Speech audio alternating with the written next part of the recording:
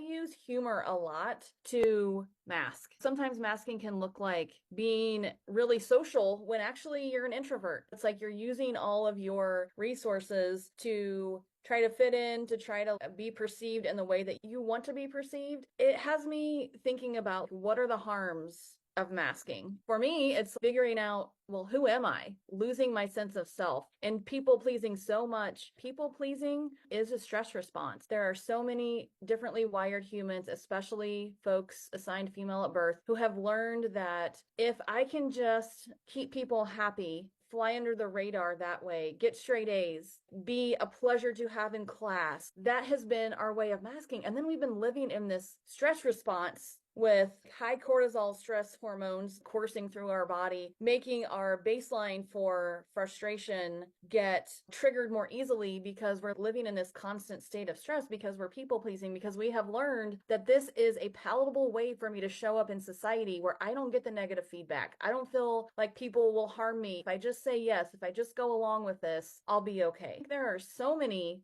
possibilities of harm when you are, one, living in a stress response because you're people pleasing, and two, being so detached from your authentic self that can bring on a high mental health toll